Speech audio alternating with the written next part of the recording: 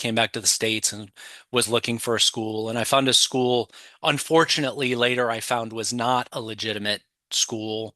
Uh, and that created some distrust in me, some real frustration in basically being lied to by an instructor about kind of the what they had learned and what they were teaching. And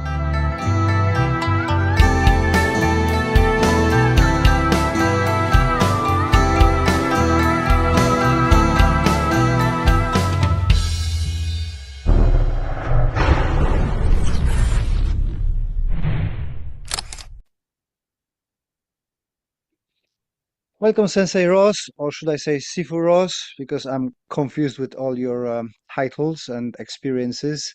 Welcome to the show. thank you, Les. Please, just Russ. I'm just Russ. Those are things usually my students would call me, but that's you're just you're a friend. So yeah, just Russ, please. It's a pleasure to be here. Thank you for the opportunity. Thank you for coming. It feels like we just spoke a second ago that you've been on every single podcast that I am listening to. Mm, And it might be a few repetitive questions, but I will try to do a good job of asking questions you might not been asked before. But I think we have to start with your origin stories and very briefly, um, how did you get into martial arts and yeah. what made you to actually look at it and walk in the dojo and stay for so long? Yeah. Happy to.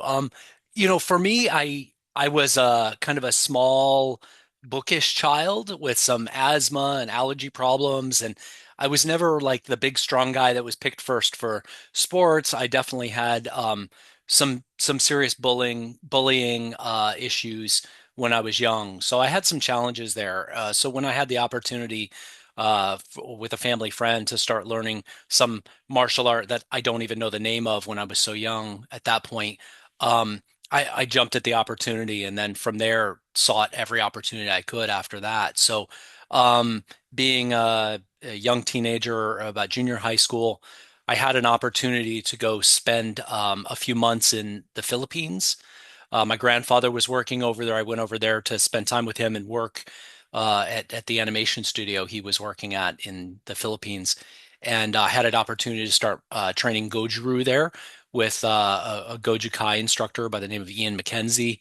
It was a great opportunity. Really enjoyed the training. And so trained there for about 3 months, and then I came back to the States and was looking for a school. And I found a school, unfortunately, later I found was not a legitimate school.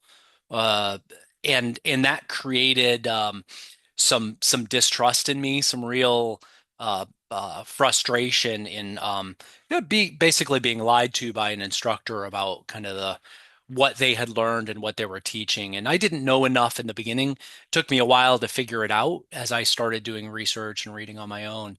So that created some real challenges for me to figure out if I was even learning real and good, authentic Goju-Ryu, even Japanese or Okinawan style.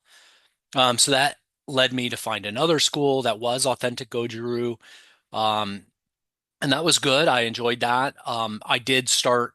There were a lot of organizational politics there. We can talk about the reasons why that unfortunately over time went south. But I started reading the works of people like Hanshi Patrick McCarthy and John Sells and other teachers about Goju-Ryu and its evolution, and it got me very interested in trying to make sure I got very excited about trying to find the pure original, so I got fixated on this idea of, well, I was doing Japanese Goju-Ryu and then I was lied to. So I like my passion needs to be about finding the real, true, and original source of the material.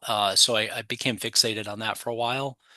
And that's led me on a lot of my journey over the years to find good authentic Goju-Ryu, to go to Okinawa to train at the source, to understand uh, what I thought was tradition. Come to find out there are many traditions, and those things evolve all over time in ways that I was never prepared to understand as a young person. And then ultimately led me to the point where I trained long enough in Goju-Ryu that I kind of gave myself permission to do some cross training. And the cross training has become a little out of control in later days. But I love to learn. is very important to me to continue learning. I enjoy teaching and training, but learning is a lot of fun. So I enjoy jumping in a brand new class and learning a brand new thing as a somebody just in line. Um, so I've done a lot of things over the years. It's been about 40 years now that I've been training consistently. Um, a lot of phases, a lot of different mental shifts, a lot of differences in my goals over those years. But I have to say, where I stand today, I feel very happy and comfortable with where I've landed. I don't feel like I've got that kind of, I'm searching for this special something to complete my training. I feel like I've landed in a place where I know who I am and what I want, or at least I feel much more comfortable in that way. Not that that won't change in the future, but anyhow, let me stop there, Les. It's Yeah, just a little that, start. that's very interesting, and you sparked up my interest. Totally not with martial arts. Is the Philippines well known for a animations? There my some of my family was involved in animation since I guess the late 70s, maybe mid to late 70s. Hanna-Barbera was a big company Yeah. in on the West Coast. My grandfather got in there very early as a cameraman, worked his way up in the company, and then ultimately became a guy who was it was kind of interesting what his role was. It was to kind of just parachute into a new country, train people, get equipment brought in, find a facility and build an animation studio. So they were offshoring animation, very early. So he was involved with building studios in Taiwan, South Korea, and then ultimately the Philippines. There are a lot of amazing artists and animators in the Philippines. A lot of very, very talented people. I still have some friends from my time back in the 80s when I was there and the early 90s, working with my grandfather. So yeah, I'm very proud to say my grandfather was an entrepreneur and he was one of the kinds of business people that I know is pretty counterculture to corporate culture. So Mhm. he was a very in my opinion, ethical and well-respected businessman. Pretty much all the people that I've ever spoken to over the years that have ever worked with him or for him were very flattering about his work style, his work ethic, the conditions he created for people, really helping lift a lot of people out of poverty by creating those jobs in these countries. So yeah, just when I see people talk about modern corporate culture, and I've experienced a lot of the negative sides of that. I've also happened to know a few very great business people who treat business in a very fair manner. My grandfather was the first one, and then I've worked with a few other entrepreneurs who have just they're not they're not what the average person thinks of as a business person, right? They're people who they're on a mission to float all boats instead of just their own. And to me, it's a real Yeah. pleasure to work with those kind of people. Do you think that being exposed to that ethical business model impacted your way of running your dojo? Because really, when I look at what you do, it's very honest, very transparent. You share everything online. You giving people access. Um, is that the impact of your grandfather that you started working in that environment? In Poland, we've got a saying: it's not probably not going to be a great translation, but we say that whatever the eggshell sings in a youth, that's what the chick's doing later.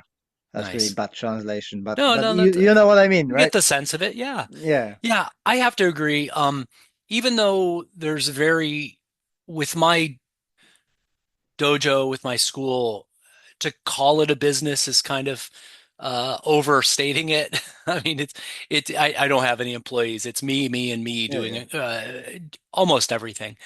But from a leadership perspective, like when I think about martial arts, I think about it like a trade or a craft where you could be a great mechanic or carpenter or something. And so many people get excited about becoming good at their trade craft that they then decide to either teach or monetize to create a business around that activity. And what they ultimately find out the hard way is those are all additional overlay skills that are quite difficult, right? And included in teaching and business is also leadership.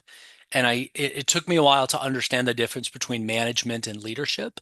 Mhm. Managing things and leading people are fairly different sets of skills. And I do think that my grandfather's influence, I did have that moment with my grandfather. I was very young, probably about 18. I asked my grandfather, I said, what is the key to your success? Can you tell me, like, can you boil it down? Give me the essence of what you've learned. Why are you so successful in this way? And your people love you. And he said, I just treat my employees like the very important people they are. Mm. So, I think that's the key. You just remember that people are people. We're all in this boat together, although we all have different roles and we're in different phases of our lives. We have different current things that we're trying to accomplish, either for ourselves or for others. This reminds me of politics in a way, right? I think that we um, across the political spectrum, most of us would agree on what the problems in the world are. Mm. Where we disagree is our recommended solutions and the priorities of attacking those problems. But we almost all fully agree on what the problem sets are. Mhm. And I think that's an important thing when you find that people are having difficulty working together. You've got to remind them of those common goals and use that to kind of bring things back together and foster good discussion, that kind of thing. Mm. The other thing you mentioned was that your disappointment with finding the non-authentic Goju-Ryu school, and this is interesting for me because I'm coming from the very similar Mm, school. So not on mm, Goju-Ryu but Kyokushin. So, right. so my teacher went up in the ranks of Kyokushin. Hmm. Then he splinter off the Kyokushin branch before it became popular, Hmm. Hmm. and started his own style. I Hmm. think his own style, but Hmm. he always didn't have a courage to take ownership of it. So it was like, oh yeah, we met these Russian guys there, they all army, they disappeared, and we have no connection, there was no internet in the times. I don't remember, but so my own exploration of a style was that it's a made up style by my teacher, Sure. inspired by great teachers. But Hmm. you said you found the original school. For me, wherever I looked, my teacher was the best technically, and I liked it. So I kind of had to accept that yes, I'm not from the legitimate source. I don't have a lineage to support it, but at the environment I've been in, this was the best option. So That's great. my question is, how have you dealt with your emotions, and what did you feel learning that it is not what you've been expecting or not what you've been told? Yeah. Maybe kind of mistruths and Yeah. misleading you and stuff. Yeah. Sorry, Yeah. long question. No, great question. Yeah, it's as I mentioned, I've been through a lot of mental phases, some of which haven't really been that productive, right? They've been challenging, or they've led me to kind of spin in a cycle for a while before I could figure out a way to kind of break free and advance, in terms of my thoughts and or dealing with reality, right? And part of my challenge is I came into martial arts thinking martial arts were a certain thing, thinking Mhm. that people are a certain thing, and casting my own opinions on that situation. And I think, you know, no matter what you do, especially in the realm of traditional martial arts whatsoever, when we say traditional martial arts, you then have to say, well, what is tradition and whose tradition and all these things. And so even using that label is it's very dangerous to use because we all have a different opinion about what that means. And so my early opinions and my early judgments, I now can look back and say, you know what, I should have been a little less judgmental. Mm. I wish I had understood back then what I understand now, because now I can understand why somebody would break away, would change something, would add something, would make the style a little more their own.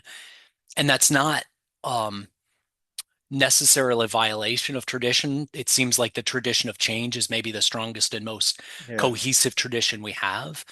And so I think getting to a mindset where you feel at ease with your place in tradition, which tradition you're talking about, how you accept um, what you want to conserve and pass on, what you're trying to honor in the past, and versus the reality of what you bring to the table as a current generation, trying to help things move into the future generation. I think the mindsets around that, the mindsets around tradition are some of the hardest things that I've dealt with because I came into the martial arts thinking, um, I like to learn from people who have already figured things out. I don't like to learn everything the hard way. The hard way is painful, sometimes deadly, sometimes slow, but sometimes very valuable, obviously, also, right? So there's pros and cons to it. But for me, traditional martial arts was about trying to learn from the people in the past so that I could have a head start in becoming functionally safe, right? So from a self-defense perspective, I wanted those skills. The challenge one of the challenges I had was I got into martial arts and I started learning these. Find an authentic Goju-Ryu school and I trained there very hard and I learned great body development and body coordination. But the fighting methodology was kickboxing or non-existent. It was memorized sequences that had pretty much no basis in reality. And they could be easily debunked by just changing one variable. So that was a real challenge, right? Figuring out now, okay, now I've found a good source that's truly traditional, but what they're passing on doesn't seem to make sense or doesn't have a very holistic description of what is the fighting theory, right? What's the Mhm. fighting? You would think a fighting style would have a little bit of fighting theory, right? So to say, what is it? Our traditions have all been very haphazard. So I'm a engineering minded kind of person, or at least I have become through the course of my career. And um, I have a difficult time when I feel like the answers aren't Mhm. cohesive. There isn't a solid framework. It puts me in a state of frustration. And it's not until I get mature enough to understand that that's okay, that not all the answers have been given to me. Part of the responsibility is mine. The teacher has a very serious role, but at some point, there has to be a handoff to the student in terms of responsibility for their own learning. So um, I've just taken that in a lot of different directions. There are a lot of pieces to that. I'm not sure where you want to go with that, Les. Mm. Yeah. So again, you said about giving yourself a permission to go cross training. Yeah, I've been on the opposite side.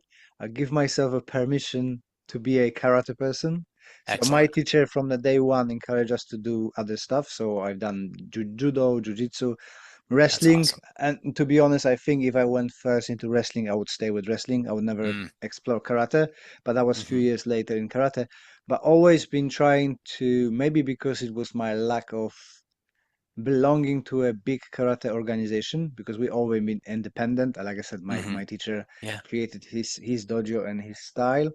yeah, So I always crave that belonging to some legitimate, that's air quotes if you yeah, don't watch it, yeah. thing. So for a long time, it put me on the hunt of the art that I really belong. But in some way, I was always going back to karate.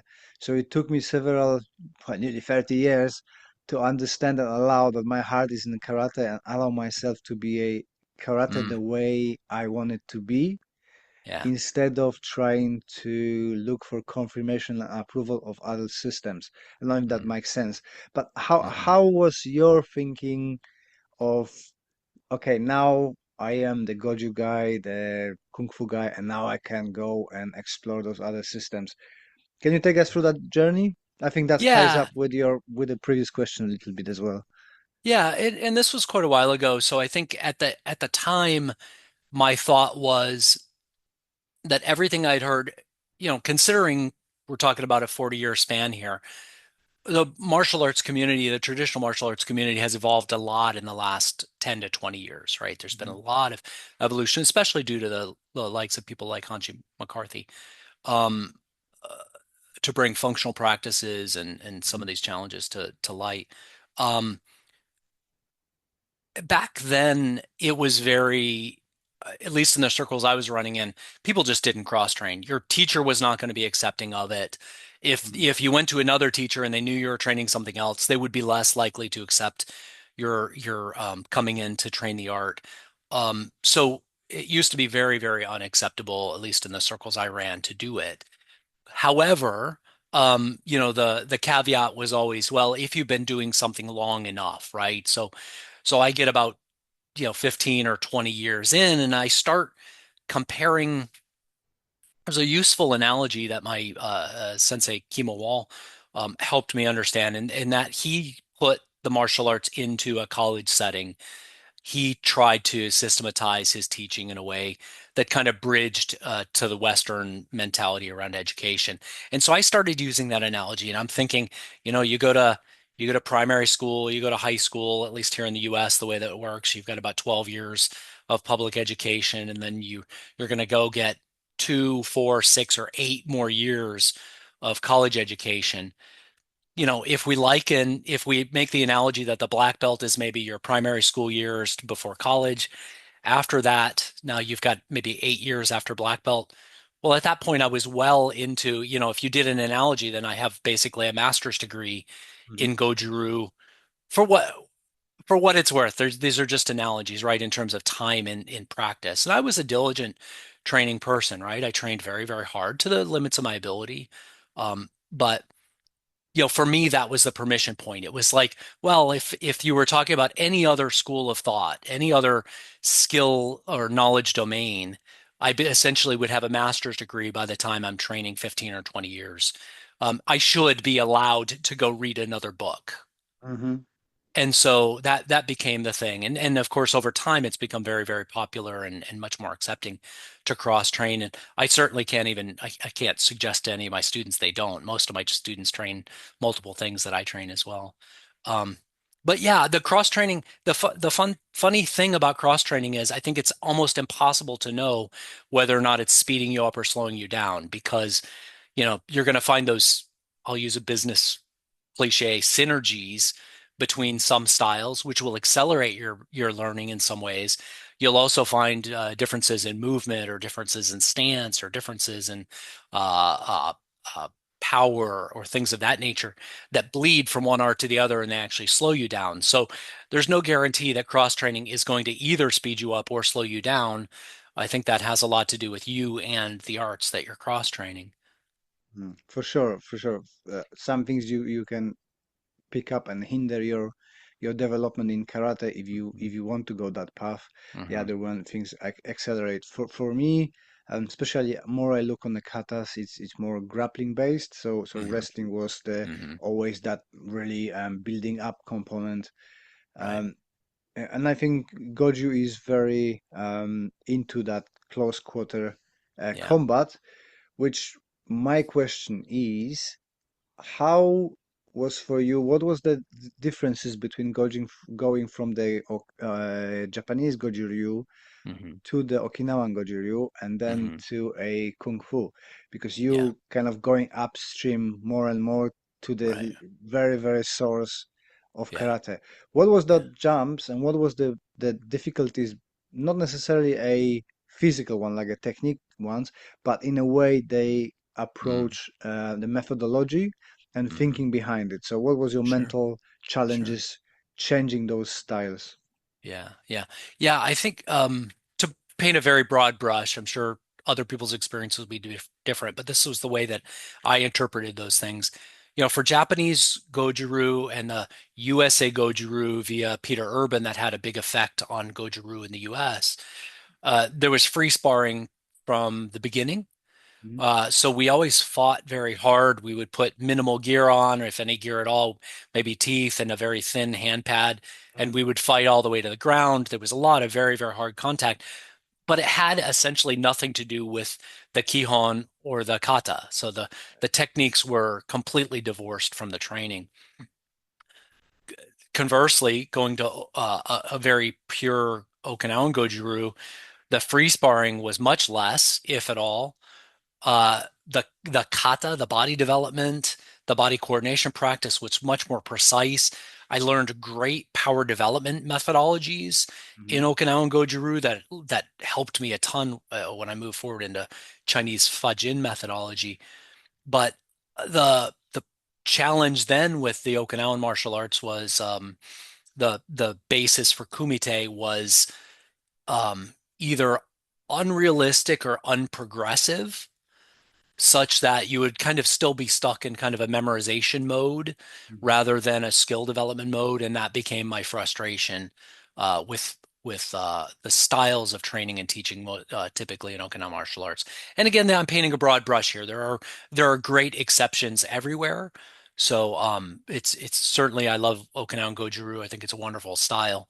However, as I started to gain experience with Chinese martial arts, Southern Chinese martial arts, White Crane first, what I saw was an idea that there was goals represented by those principles, and they actually gave me some kind of a litmus test to be able to measure um, my bunkai against, right? Because the challenge I had with bunkai there for a while when things got kind of crazy with the bunkai craze was people started, YouTube starts coming up, everybody starts being able to see everything, and then everything is in Goju-Ryu all of a sudden.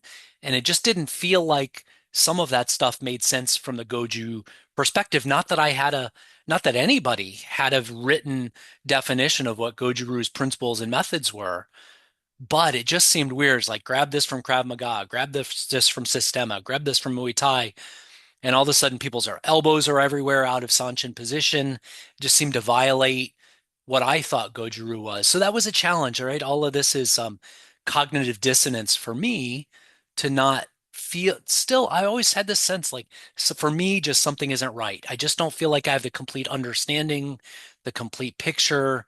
I just never felt satisfied in that way. So Chinese martial arts started to give me a theoretical framework to put with the physical framework to help it make more sense to me.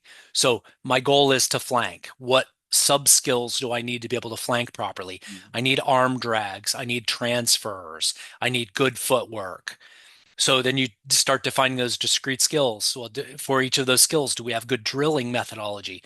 No, we don't. So we start with static drilling and move up to live drilling and randomize. So um, once you know those things, and you have to figure out a way to fix your training and teaching, and that became a challenge. So, and that's the challenge I'm still in today. I feel like I have good theoretical framework, but styles basically equaling curriculum or teaching methodology. I feel like I still love and teach and practice Goju-Ryu, but I practice it according to a theoretical framework that comes from Southern Chinese martial arts. So that to me is helpful just because you always kind of know the goal and you understand that everything you're doing is an example of a principle, where there's an ideal and there's the actual, and you're trying to figure out the difference between the ideal and the real. So for me, that's what Chinese martial arts helped me do. Not to say that Chinese martial arts have all the answers. A lot of them struggle with the same problems karate people do. But I think having a written basis for your art over multiple generations helps provide a very simple, straightforward, not always simple and straightforward, helps provide a theoretical framework that you can work from. It helps you define what the style is. I think there's a tendency in karate that people want karate to be everything. Mhm. And I think there's a little more pragmatism in Chinese martial arts where people usually in Chinese martial arts will train multiple things. I train Baji for body power. I train Wing Chun for mid-range clinched range. I train Shuai Jiao for my takedowns. Each art is allowed to be a specialty, and people aren't trying to force feed every skill into a single art so they can say their art is complete. There's a little bit of a difference there. Mhm. It's very interesting. And how, so I've wrote one of my books focusing on the dark side of karate, meaning Mm, the politics and kind of yeah. ownership of a master over the students. Mm, Have you noticed the differences between the Chinese approach of that thing and karate? I know that in karate it's not, it's not every dojo, not every organization, but yeah. most of my experience going through different organization, there is always some power play and games, and Yeah, everybody wants to be a top person. Is yeah. that very similar in Chinese martial arts? Because my understanding of it is based on movies and Sure, triads sure. and Yeah, yeah, secrecy yeah, and stuff. So I never trained Chinese martial arts. So for sure. could you kind of compare those two briefly? Yeah, yeah. And of course, again, everything's individualized. My experiences are my own. But I would say anywhere people are, you have very, very similar problems. Some of those problems are even a little bit worse in Chinese martial arts. For instance, there's the concept of bai si. Bai si is to uh, it's a it's a thing you do to be inducted into the family. So Hmm. it's a formal ceremony where you're brought in the door. And at that point, you become a legitimate student in the lineage. So usually your name is included in the records of the style so that you're somebody who passes it on. But often, if you're outside the BIC process, you're not getting all the information. If you're in the BIC process, you're kind of expected to be in there forever. This is a big deal. Hmm. You don't want to take this very lightly. I actually turned down the opportunity to BIC to one of my teachers because you were joking there, but a lot of kung fu has families have their basis in Hmm. gang organizations in different regions of Southeast Asia and Asia. Um, and I don't really want to be a formal member of a gang in Malaysia or the Hmm. Philippines or something like that, right? Probably not good for me as a US citizen to be involved formally into something of that nature. You have to be careful. You have to find out what the expectations are of your teacher. So, for instance, I'm considering joining another organization at some point in my life in the future. Having gone through some challenges with teachers and organizations in the past, I now approach this very differently, much more mature. I want to know what their expectations are of me over time in certain situations. What do you expect? Am I here just for money? If there's a bump in the money, are you going to kick me out or ostracize me? Or are we in this for the long haul? Like, are we in this together to carry this knowledge into the future? What are the expectations? So I guess to circle back to your original question, Les, I think everywhere people are, you have the same kinds of politics. You have ego. If there's money involved, the money creates its own problems. If you have rank, rank creates problems. Oh, I got stood on the left side of that guy and I should have been on the right. Or, yeah, I was in the back row and I should have been in the front row. Or, you know, all these things. And honestly, if I could think of a good, clean way to remove the Dan rankings from my karate and Kobudo um, teaching, I really would. I'm constantly thinking about a good way to do that, and haven't come up with anything that I think is going to be workable for me and my students yet. But I do think that it creates more problems than it solves. Hmm. I do have, I'm lucky enough to have a number of students who are not at all or very worried about certification or ranks.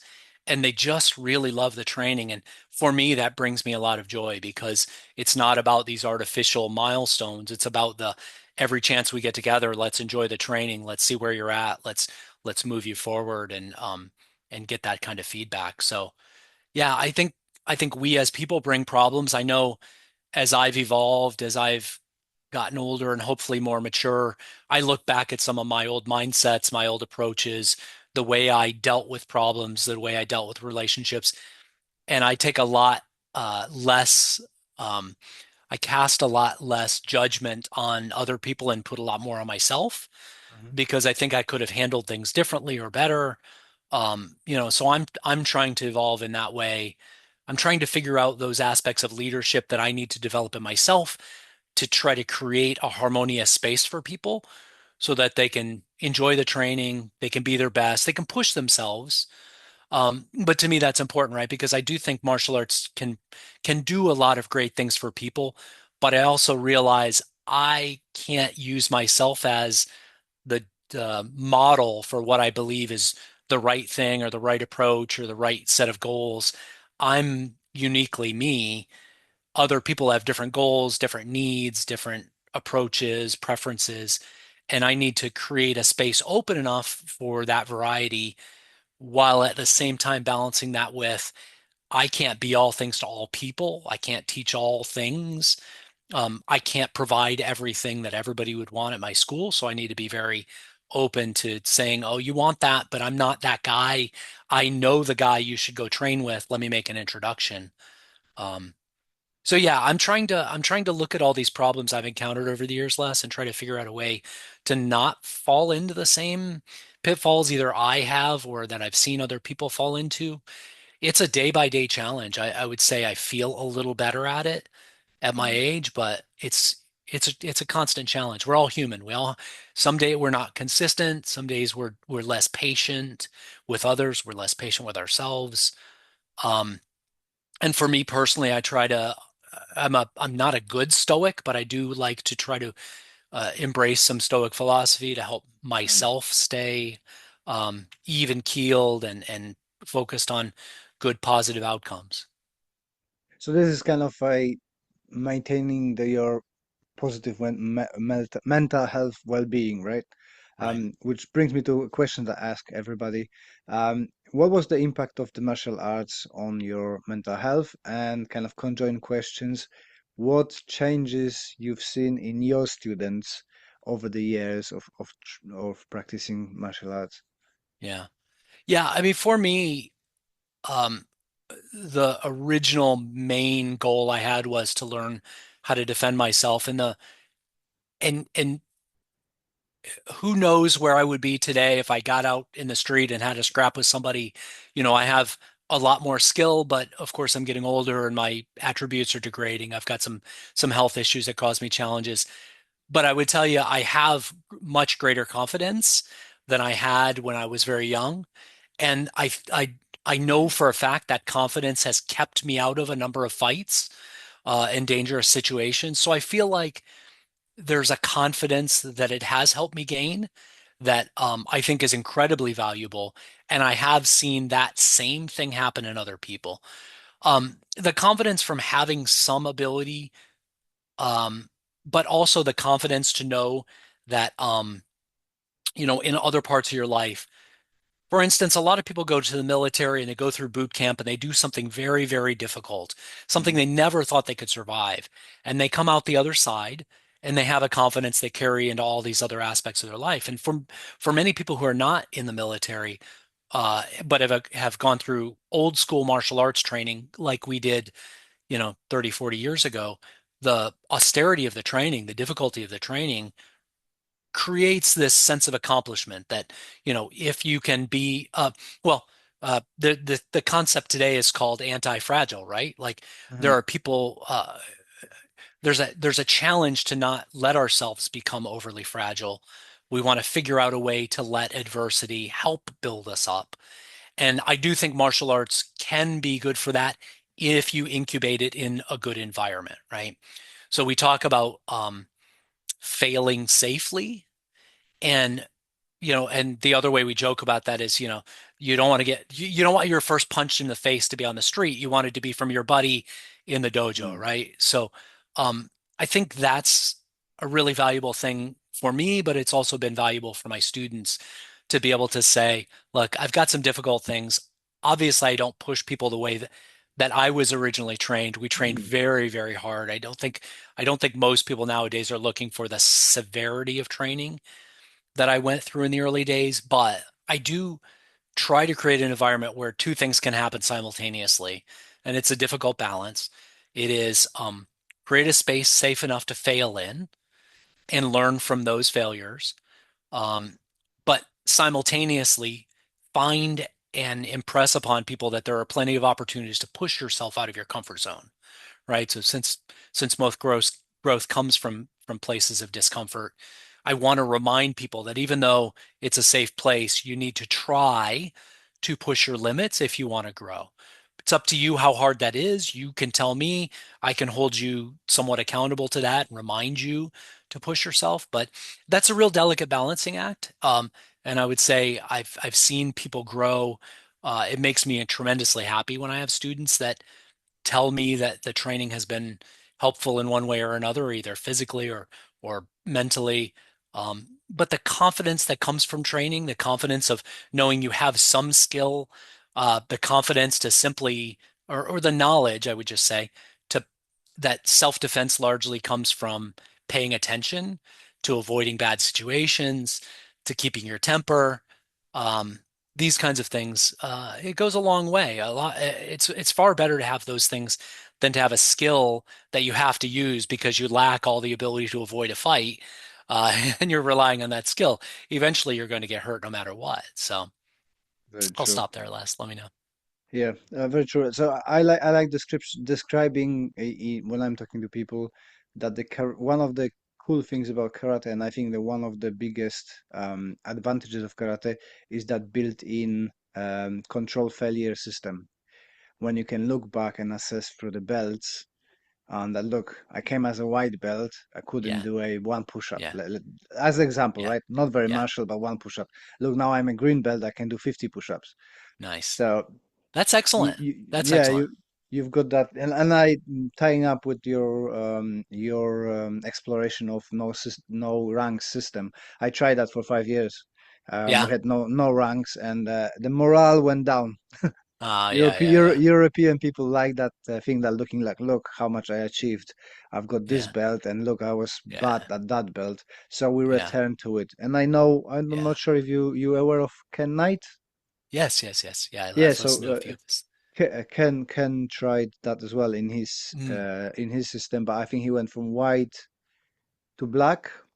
But he noticed that he needs to put a little bit color in there because people yeah, crave yeah, that. We all like to be yeah, praised for good things, right? yeah, yeah, Yeah, yeah, but I totally agree with you that control failure and building resilience yeah, is needed to create a healthy yeah, members of the society. yeah. Um, Yeah, and you bring up a great point, Les. I mean, there are pros and cons to that whole thing, and I think if you lean into the pros and do what you can to mitigate the cons, I think that's a great way to go. So, for instance, one of the things I loved about training at the Shodokan Goju-Ryu school in Okinawa was when we lined up in a circle. It wasn't by ranks. They didn't really care.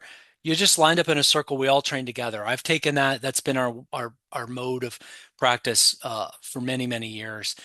So, trying not to let that happen, let problems happen where people are all that worried about where they're standing in the room because of exactly their value to the dojo.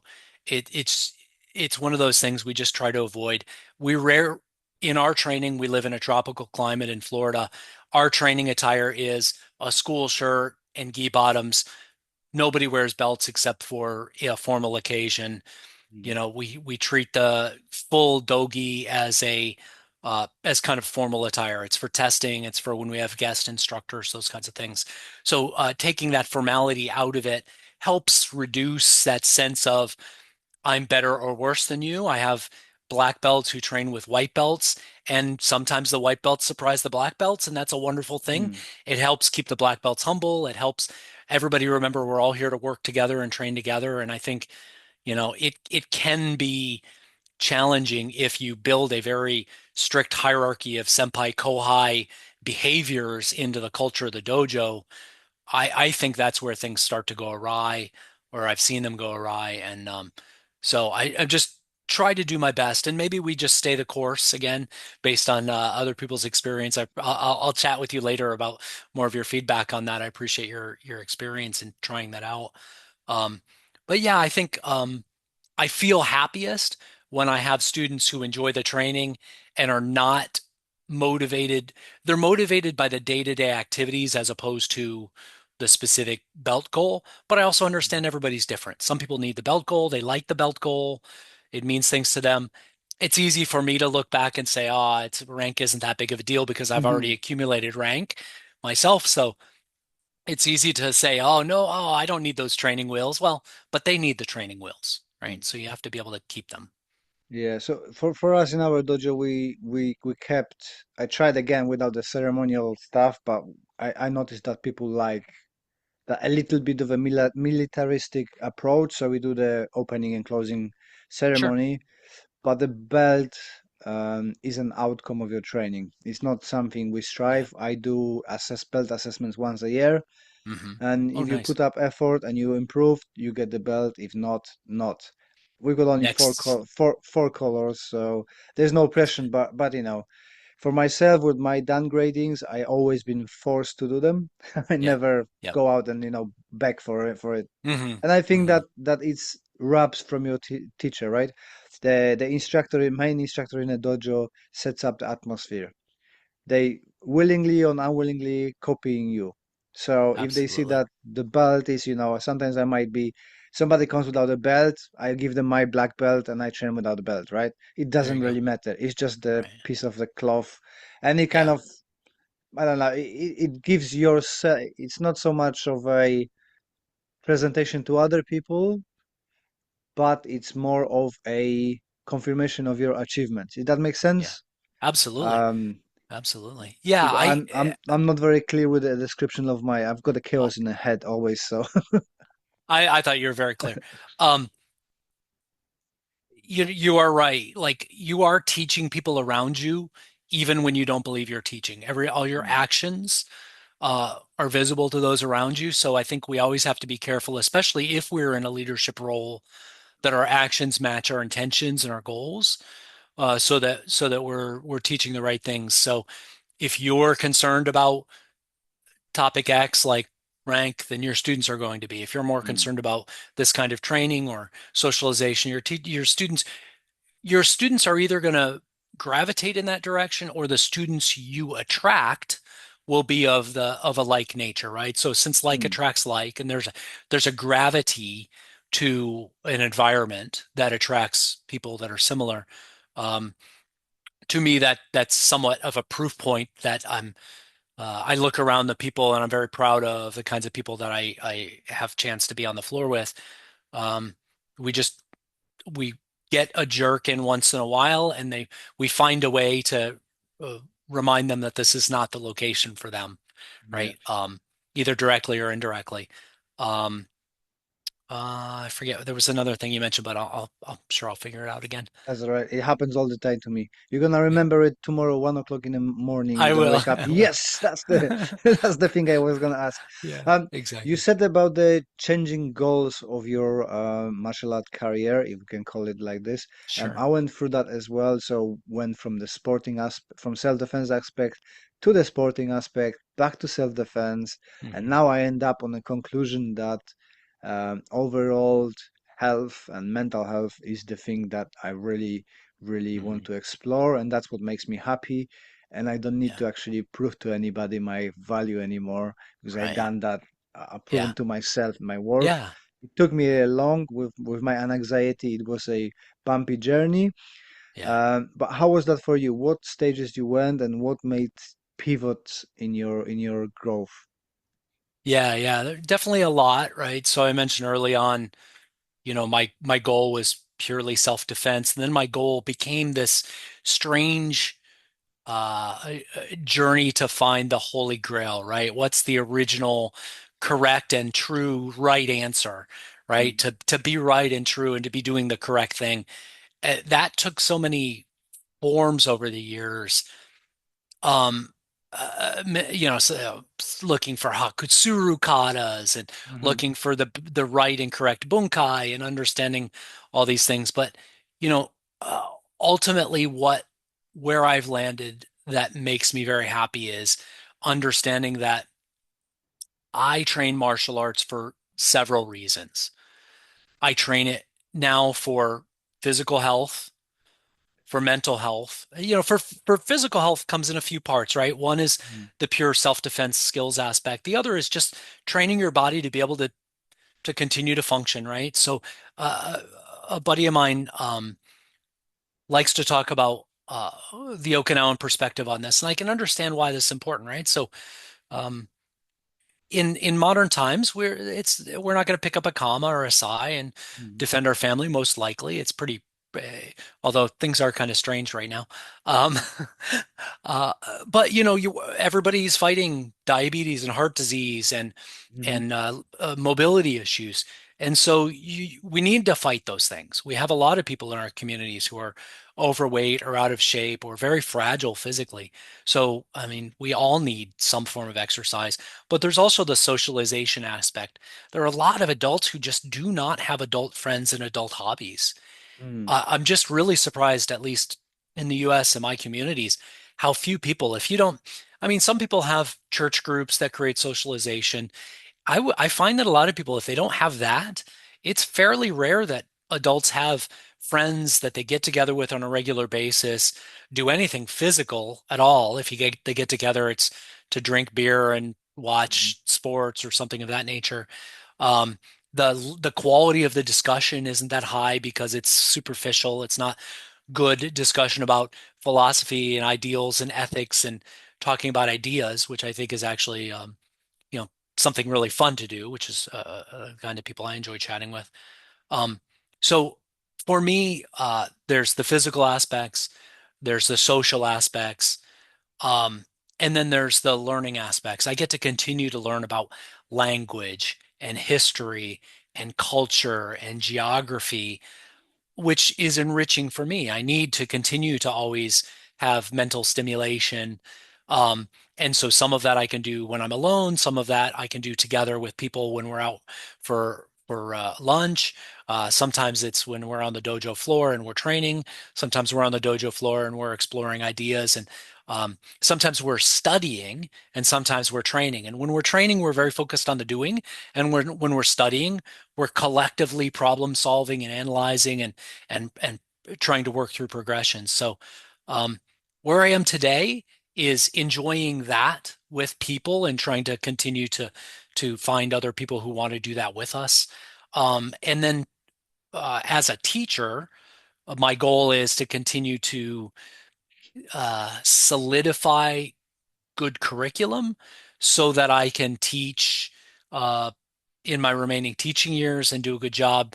Because there's another aspect that we hadn't really touched on yet, and that is there's some there's some responsibility I feel to certain teachers, and that honoring those teachers and their legacies and their approaches and their information is a piece of what's important to me as well. So the collective legacy of the art and my teacher and eventually my legacy to my students, whatever that means, eventually to me that's also important because I want to source the information as it's come, and I think that's important in a traditional martial art.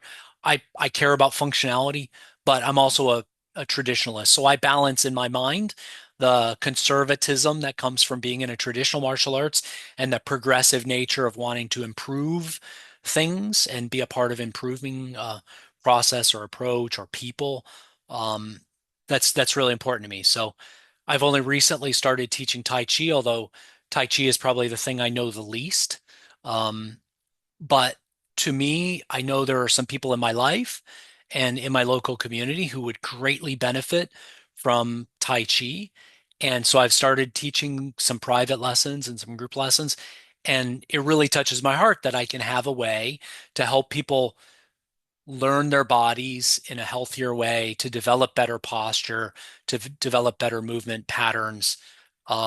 That there's a tremendous, uh, there's a lot of value in it. Value. It makes me feel good to do good for other people. There's an element of that service to others that's important to me. So sometimes that service is to the martial ancestors. Sometimes it's to my direct teachers, some of whom have passed and some are still alive.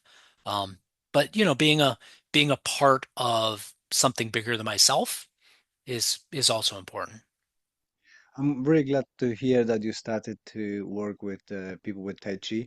So one of my longest programs is prevention of loneliness and isolation in elderly, and I use Yeah, slow yeah, kata meditation yeah. movements, It's and that's going fantastic. for nearly 10 years now. God, 10 years Wow. already. And we've got a group Congratulations. of 20 people, and it's growing, and we're working with our local government now to get more people into that kind of stuff. And it's not only the physical movement, but like I like to describe it that I have individuals coming to the group, and now they are one unit. You came with people who had no connection to a group of people that in Christmas time going for markets together, they're going gardening club together. So you Right. created the support group. They don't really need me anymore. I Isn't that was just wonderful? somebody who linked them together and I can lift them around. So we always do after our training cup of tea and biscuits. So we sit there and sometimes I just can scoop back, sit back and watch how they're interacting together. And it's very, Yeah. very rewarding. And, giving back to Yeah. the community is always very, Yeah. very rewarding. So It really is. gl glad to hear that you dipping your toes into that kind of Yeah. work. You said about your curriculum. And this is an interesting topic for me as well. We might be completely on opposite ends of what's needed in the curriculum, but mine is like 7 point something now because I'm constantly changing and working on it. And Sure, sure. I'm starting to throw stuff away. And Yeah. because we're doing like more of a kind of sporting approach, so we go Mm. groundwork, Mm-hmm. stand-up throws, punches, Mm-hmm. kickboxing, everything is mixed in it. Yeah. Um, what is your current version? How many versions you've done before and what you are fitting into your curriculum at the moment, because I'm sure it's going to change with the years. But what Yeah. is Yeah. important for you now in the curriculum and how do you build in it? Yeah. Yeah. Yeah. Before I answer the question about curriculum, I just want to touch on a couple things you said just a second ago. Um, you mentioned feeling like with your group that they don't need you anymore.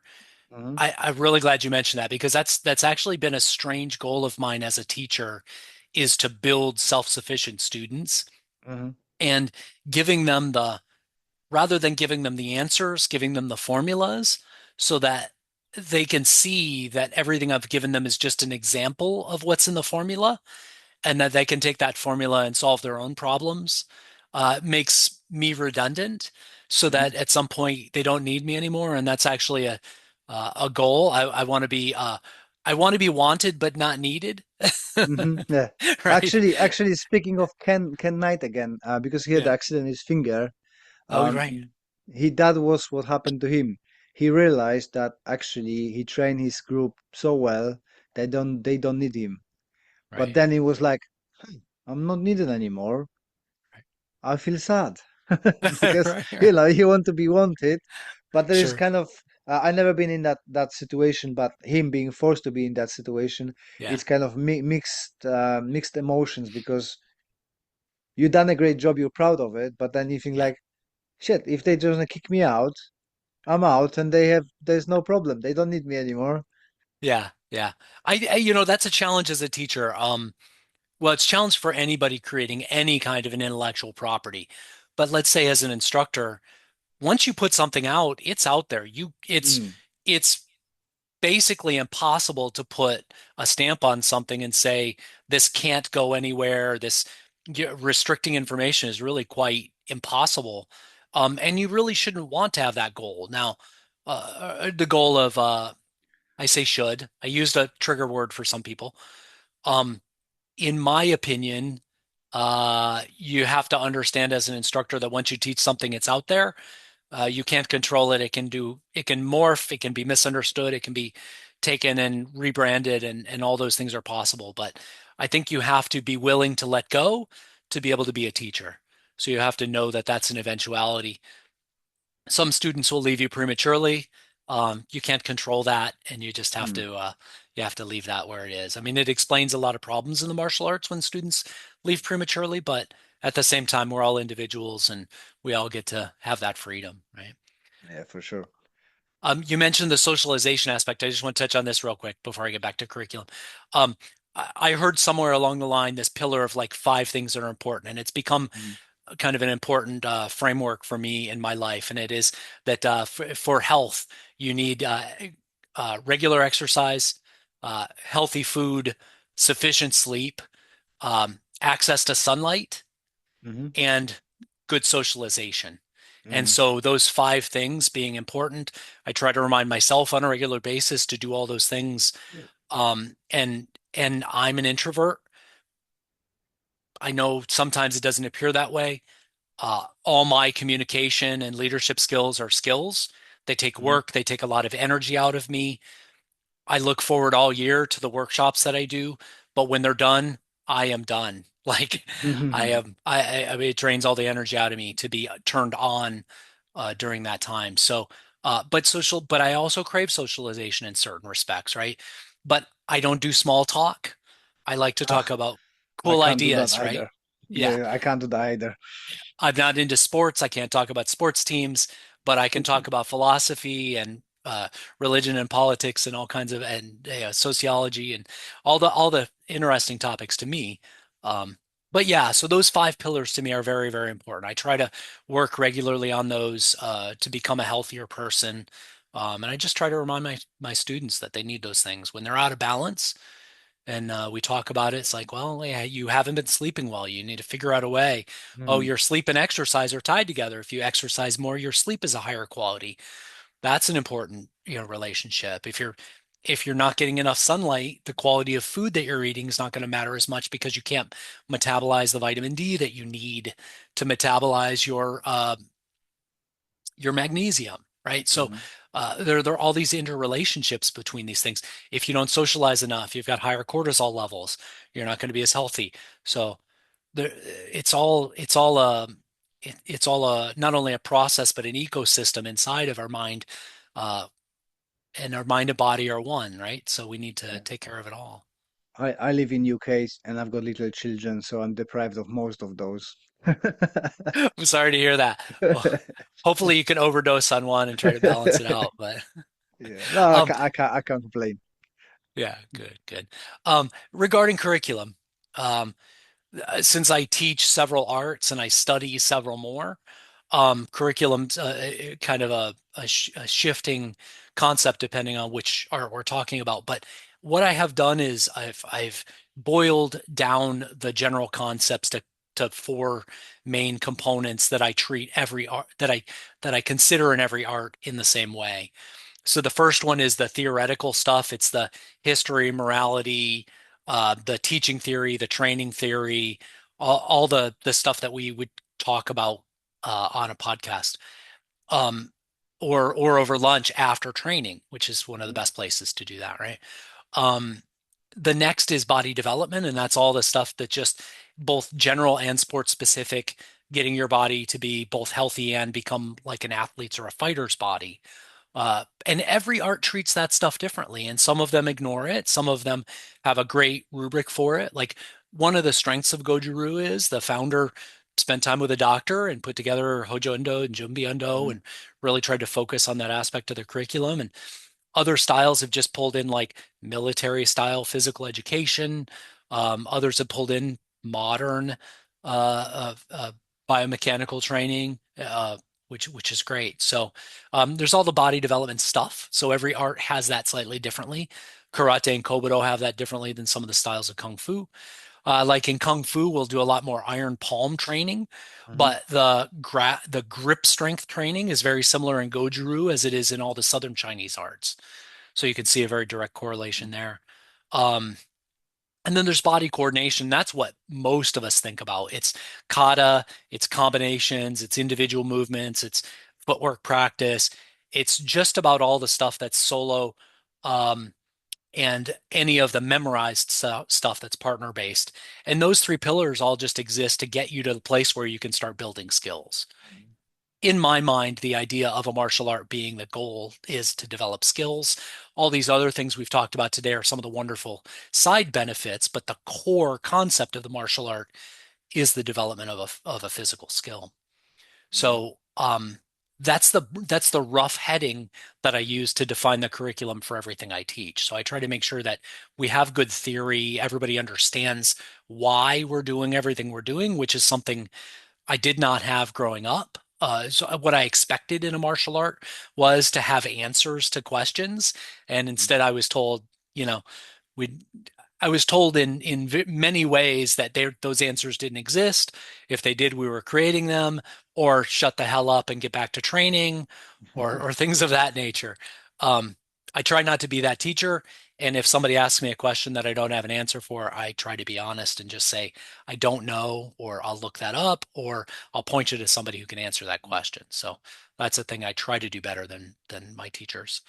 Mm. Um, In, Go ahead. Interestingly, you said that you teaching depending on which art you're teaching, then you do different curriculum. And I've Hmm. got that same with my wife. My wife is a kung fu, aikido, and karate trained person, and judo when she Hmm. was little. Hmm. And those shall not meet. They are in their own uh, Yeah. draws, and they don't come Yeah. up together. She's an Right. engineer as well, and I've my theory Ah, is yes. that is the engineering mind, because for me, Yes. Yes. everything I learn automatically gets incorporated. I Yeah. cannot separate stuff up. It Hmm. always like a big mush. So I keep Yeah. saying, my drawers was taken out and the child Yeah. was there and just dumped everything in together. Nice. So it is very interesting for me how the different individuals' brains either I can never can pronounce this, compartmentalize, is that Hmm. correct? Hmm. Put it Compartmentalize. Yeah. separately. Yeah. This is one word which my brain, my tongue can't do it in English. And Yeah. the others mix everything together. Yeah. So for you, do you think that's the engineer in you going there? No, we cannot put them together. They're different systems. They're gonna crash. Yeah, I would say there's a few things going on at play for me here, Les, is one is me. I think of like eating. Hmm. The food's in different spots on the plate. I eat it, it all comes into me, it all mixes together. That's true for me. I internalize it that way. I cross-reference this idea related to this. Oh, it's a little different, but it's similar. But that gives me a new word or a new idea or a new drill for something I already understand. So who am I? I am the net sum of all my experience. Hmm. When I teach, though, I have not made a decision to throw away the labels that I was given. I still have some responsibilities to people Hmm. and to traditions to honor. So I do my best to honor them in the way that I can. Now, I'm not saying I teach things unchanged, although I'll say this a little more specifically. Goju-Ryu, I don't change the kata. The techniques are all the same. How I teach it, 100% different than I was taught. But that's the teaching methodology. The goal of what you should attain is the same. The way I get you there is 100% different than ever I was taught. Kobudo, I teach all the same techniques. I don't change them. There's a little more theory that comes from Southern Chinese martial arts. I teach about 80% the same as I was taught. About 20% of things are new drills, or I change the order of things a little bit, or I teach some extra ideas or extra combinations, things like that. So I change it just a little bit. The Kung Fu, depending on what I'm doing, I'll teach it exactly the way my teacher did, or I'll teach it completely differently. But the goal, again, the techniques are all the same. I don't change that. The forms are the same. I don't change the forms. But how you practice and how you teach for me is all free, without constraint, without Hmm. constraint. So I will create 5 drills in a class. If I'm smart enough, I'll remember to go back and write them down so I can reuse them and not have to, create them on the fly again. But just for me, the general idea is I know what the goal is. The path to that goal is different through every individual I teach. One of the first lessons I learned as a teacher was, the best plan fails when it meets the first student. So, um, Yeah. I thought teachers created lesson plans, and lesson plans were everything we were going to do in this class, and hit my first student, and it just didn't work out. And I needed to realize that the plan wasn't as important as the goal.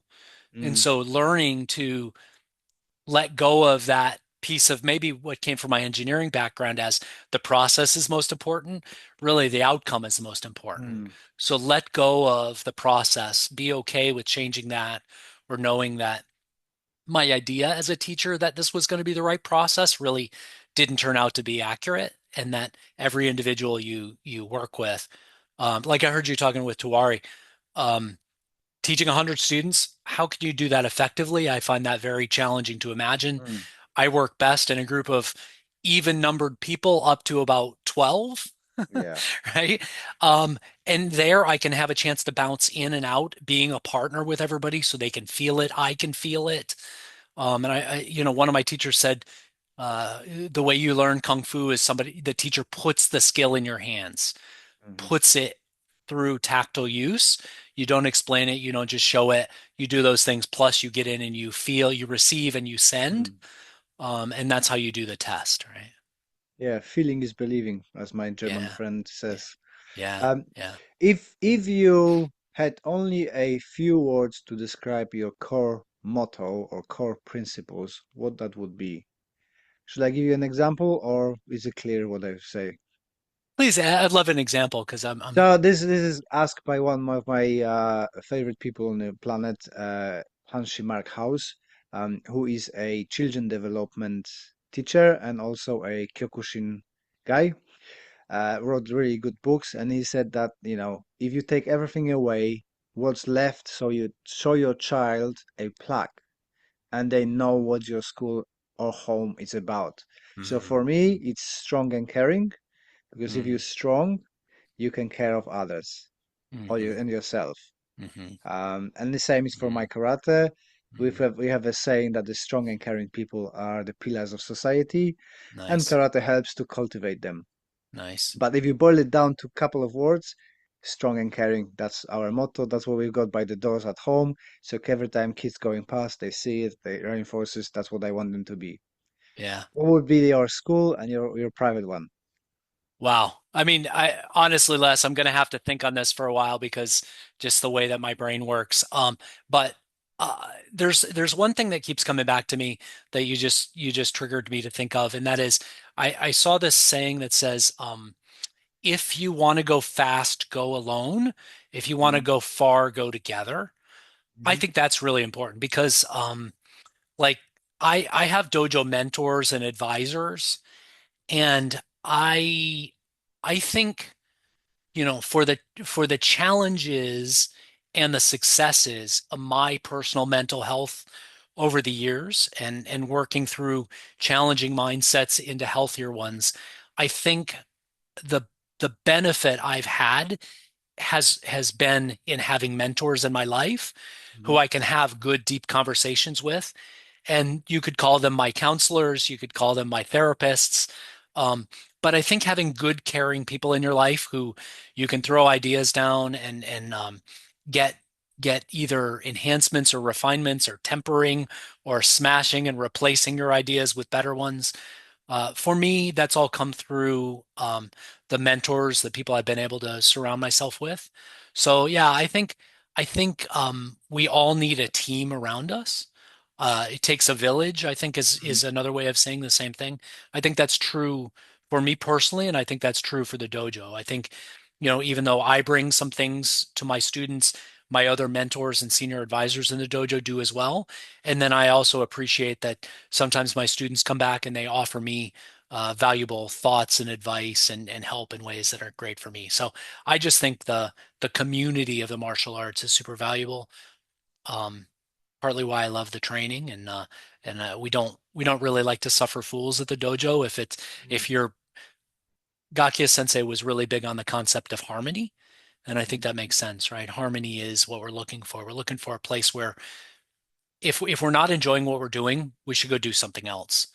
Um, if we don't have some value coming out of it, if there's no joy in it, it's like this is Marie Kondo and her cleaning out your closet, right? You pick it mhm. up. If it doesn't bring you joy, you get rid of it. Well, I feel Yeah, the same way with the martial arts. If there's no joy in it, what's the point? awesome. Um, Yeah. I would love to have you again on my podcast, to talk maybe more technical stuff. I am Sure. kind of time constrained because kids are Mhm. off school here for 2 weeks, and I can hear them already trying to Oh, rip excellent. their selves to shreds. And wife is on a more important meeting, put it that way. She's the engineer. Understood. She's the main feeder for the family. So, Understood. but I Understood. would love to get you back on Sure. the podcast and talk more technical stuff about Goju-Ryu, because I Sure. really Sure. loved your book. Oh, thank you. Can you say where to find your books, where to find your online coaching, and everything that Yeah. you can share? Thanks, Les. Yeah, I appreciate it. The book is called Principle Driven Skill Development. That was the first book I wrote. It's available on Amazon. It's now been translated into several other languages, Spanish, Italian, German, Dutch. So I'm very appreciative of those translators that have been involved in the project. I've also written a small student manual on five ancestor boxing from the Fujian province. So if you're interested in that kind of thing, there's some good information in there. There's a small book, and then there's also, I think this book is very interesting, or should be to Okinawan martial artists who are interested in things like the Okinawan Bubishi. The Bubishi is a small fight book, or Mm. we call it a chuanpu in Chinese martial arts. It's meant to contain kind of the encapsulated and coded knowledge of a style, and that's very similar to the Bubishi. So I did a translation of one from Taizu, which is Grand Ancestor Boxing. Small book. It's also available. It's called Fujian Taizu Boxing. And it's all my books are on Amazon. My website is burinkan.org. That's BURINKAN.org. You can find information there on my distance learning courses. I have one for five ancestor boxing, one for Marioshu Kobudo, and now one for Haka martial arts. So yeah, if you're interested in seeing what the style of teaching is that I actually do based on the things that I've talked about on podcasts or online. You can, get some recordings of some classes and see specifically what it means when I say, principle-driven skill development. So appreciate Awesome. the opportunity, Les. Thank you very much. It's been a pleasure. Thank you. Thank you very much. It was a pleasure for me as well. Take Speak care. to you soon.